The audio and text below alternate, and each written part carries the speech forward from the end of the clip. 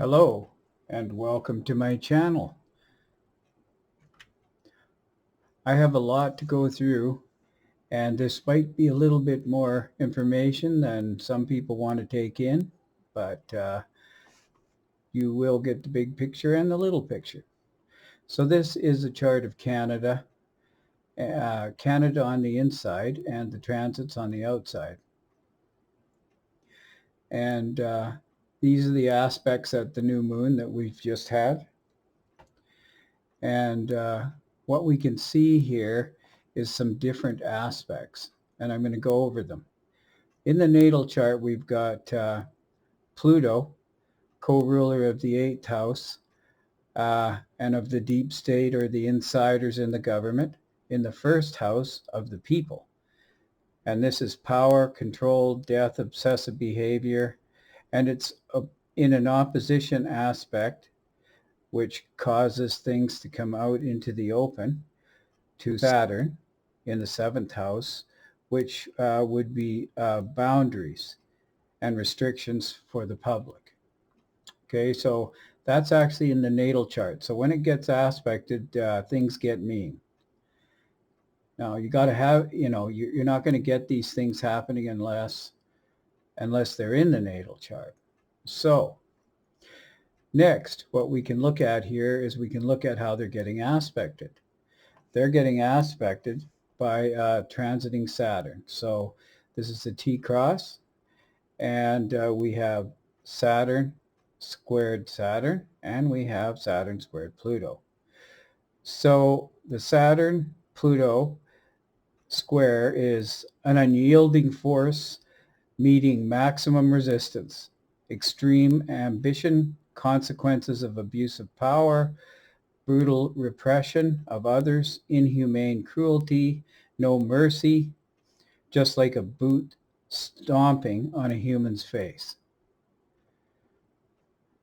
And how do we get this to be so severe? Well, as it turns out, we also have the nodes of fate involved at this time. Okay, so this is a fated thing. So we have the new moon, which is the sun opposition the moon, and this is in a T-cross to the nodes, the north node and the south node. And the nodes just switch signs. So if anyone understands or has heard of the nodes are an extra filter that goes on top of the aspects. And when something hits the nodes, you either move in that direction or you feel extreme pain till you do. And so what we have here is the north node is in Taurus, which has to do with money and self-esteem. And it's the south node is in the 8th house, which in a mundane chart has to do with the deep state. And you would want to move away from the deep state to more money and self-esteem. This also has to do with taxes and revenue for taxes and debt. Now, when you look at the dispositors, that just means the planets that rule these signs. They're how you get out of a problem. So if you've got an opposition, in this case, 2 oppositions, if you've got an opposition with the nodes, then they need help. And you can look at the help that they need in the natal chart first. And in this case, the 2nd house, the north node, the direction you should move in is ruled by Venus, and it's in Gemini. Now, when Venus in the 2nd house, like I said, has to do with money and self-esteem, and it's in Gemini, which is an air sign. So really it has to do with an intellectual understanding of those things. That's how it expresses itself. Now, right now, we have something very uncommon, and that is that we have a Mars-Venus conjunction, and it's quincunx the natal Venus. So Venus has to do something to help out this T-cross.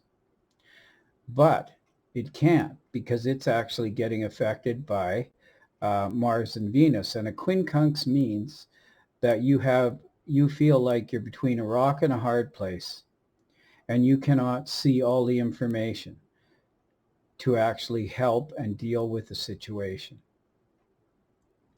So that's another thing, and we're going to go more into Venus here in a minute. So the Venus-Pluto square is unyielding force meeting maximum resistance, extreme ambition, consequences of abusive power, brutal repression of others, inhumane cruelty, no mercy, a boot stomping on a human face. And if you actually looked at the internet today, the boot was a horse and it was stomping on a woman. Now, there's another thing going on here. You have transiting Uranus, freedom, opposing Saturn, boundaries and restrictions on the public, and women in particular in the 7th house. And this is affecting public harmony. And the dispositor again is Venus. And you will see in a minute how Venus is part of the Venus star point and the morning star at this time. And so we're going to go a little bit more into these things.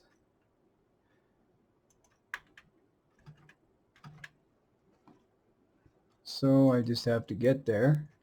Okay, so I wanted to talk about this for a minute so you can understand Uranus and Saturn. This is 1988. And this is when the War Measures Act, or the Emergency Act, received royal assent. And you can see this act is totally concerned with Uranus, freedom, and Saturn, boundaries. So I just wanted to bring that to your attention. And it's in the 9th house, okay? The 9th house of the courts and judges. Now, what I also want to bring to your attention is that on August 18th, 2014, Canada had a Saturn return. Okay, so that was the 100th anniversary of World War I, and there was a convention on combating bribery of by foreigners of public officials. Okay, so what we have right now is, you'll see that transiting Saturn has moved to the 1st square. And what that does is, when you look at cycles, mundane cycles, you'll see that there's the conjunction. And just like the moon cycle, the 1st quarter moon or the 1st quarter square, this is when you have to look at what has taken place, what you wanted to initiate here, and see how it's working out for you. Okay? Presently, not so good. And so I just wanted you to see this is where this started from. Pretty amazing, really. Now, I want to bring this up. And anyone who's an astrologer or who likes astrology has noticed that we've had a pretty rough time with Saturn and Uranus affecting each other and squaring each other. Okay, so we had many squares all last year. And this is the stop and go you felt. I'm going to go. Oh, I'm going to stop. Now, what happened during that time was that Saturn, most of the time, was at the lower degree than Uranus. So first you got stopped, and then you got a chance to move forward a little bit.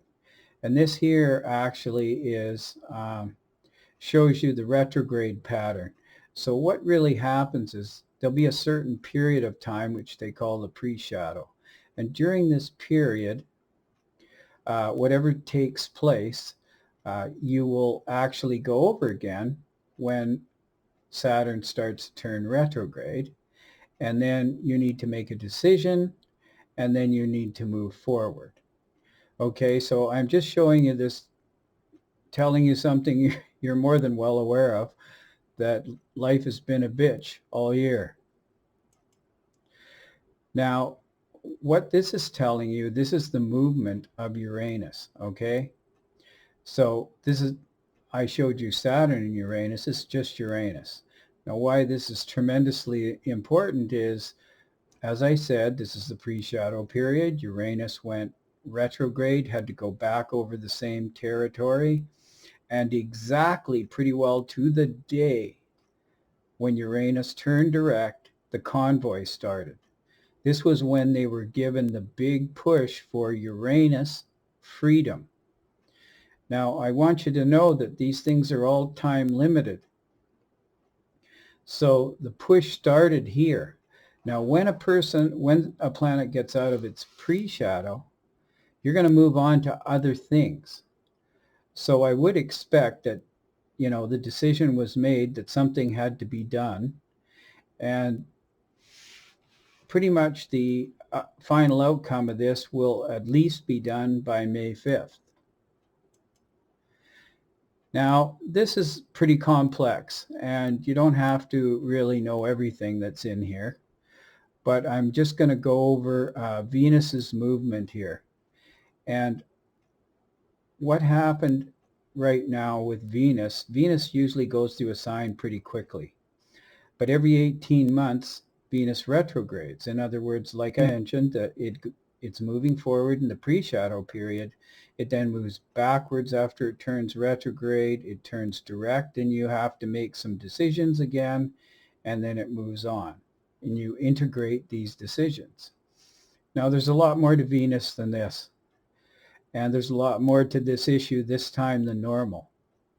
So what's happening here, you can see that transiting Venus is conjuncting transiting Pluto. And just in case you don't understand what Pluto stands for, it's power and control. Okay, so this has affected a lot of people in a romantic nature, but when you're talking about mundane astrology and politics, we're showing the Mars-Venus conjunction in the 10th house, and I'm just going to explain what Venus is about. Why this is a peaceful demonstration. Okay, so you really have to get this. This really has to sink in. Why this is a peaceful demonstration is because of Venus and the Venus star point. Okay, so if this was a Mars-Pluto aspect, then the men, Mars, would be going crazy fighting over this. But what we have here is Venus. And Venus is much more diplomatic than that. But Venus itself has conjuncted transiting Pluto, which is power and control. And so Venus has had its issues with transiting Pluto, and this has affected its ability to function in relation to dealing with the issues in Canada's natal chart as a dispositor of the houses that are in play. So what happened was it went through the pre-shadow period, it turned retrograde, and on January 8th, that was the Venus star point. And what that really means is that's the Sun conjunct Venus. And when that happens, this tends to actually give people a direction in relation to how the good can come out in their life. At the same time, Venus changes its relationship to the Sun. So what it does is it goes from the evening star beforehand to the morning star.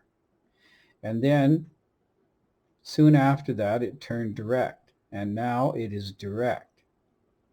Okay, so it turned direct on January 29th, and it's moving along here till it's out of its pre-shadow on the 19th.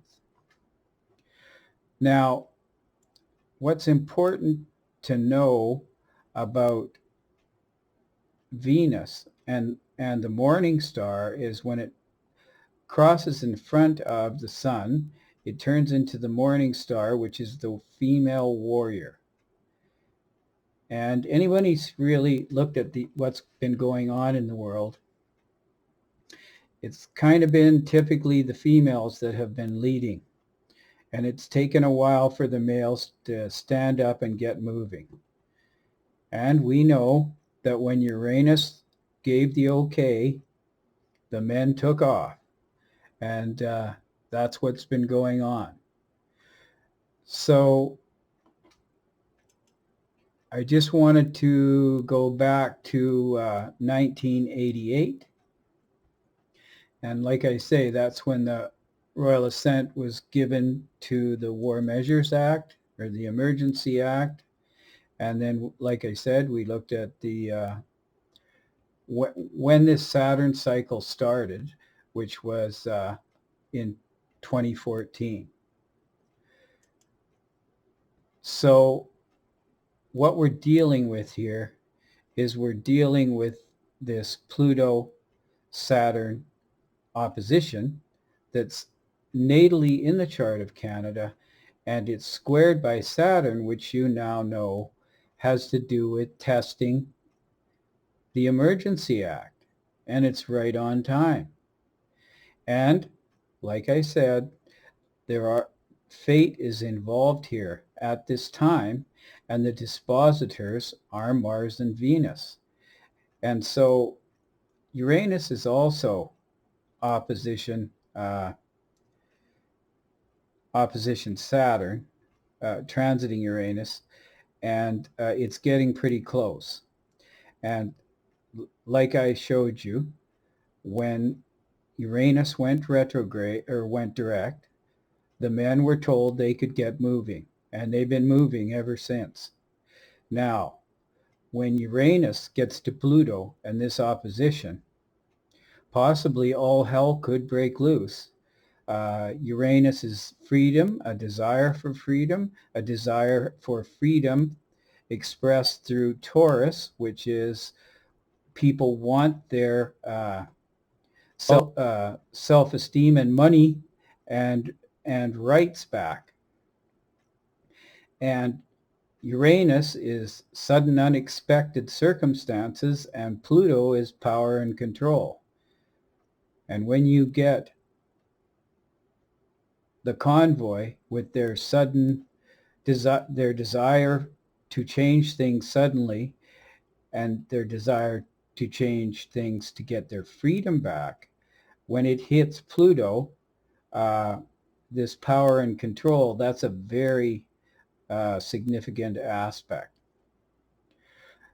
So as Venus and Mars also move along, they're heading towards an aspect with Pluto. And as I pointed out, there will be the third and final aspect between Venus, the Venus star point, and Pluto as well. Now, Venus and Mars are going to be traveling together for a while here as well.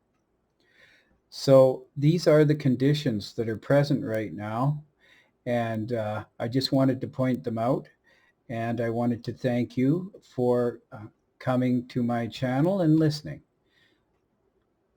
Thank you. Good night.